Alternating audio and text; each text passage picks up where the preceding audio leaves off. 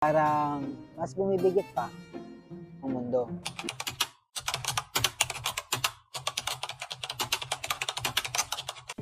Hi guys! Ako pala si So, short for Bunso. Tara, sama ka na. Ito pa rin ang ating pangarap.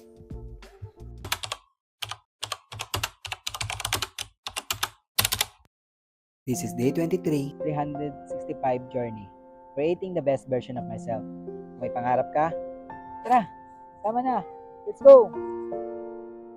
Minsan hindi natin napapansin na yung mga salitang binibitawan natin sa araw-araw, unti-unti na tayong hinuhubog kung paano natin nakikita yung buhay.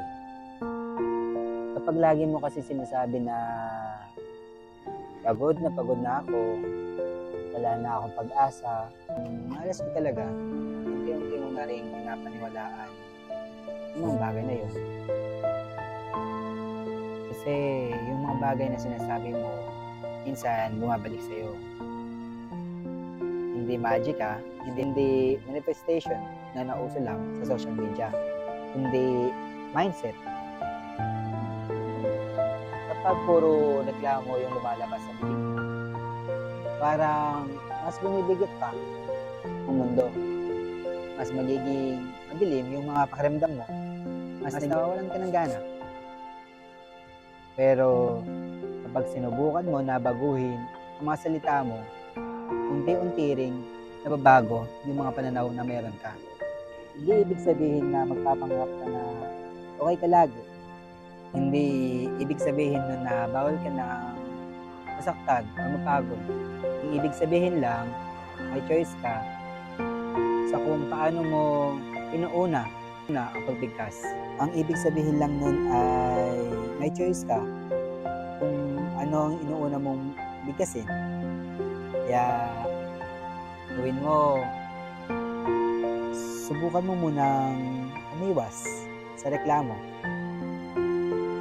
Kahit isang araw lang, kapag gusto mong magreklamo, tanungin mo muna sarili mo, may tutulong ba ito sa akin? Instead of, ang hirap naman ng buhay, try mo yung nahihirapan man ako, pero kakayanin ko.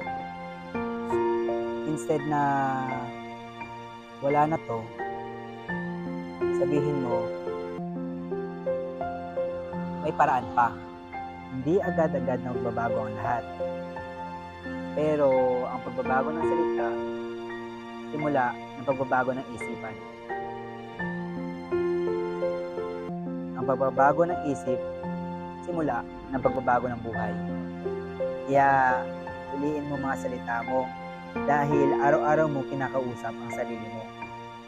Sana, mas piliin mo maging kakampi ang sarili mo, hindi kalaban.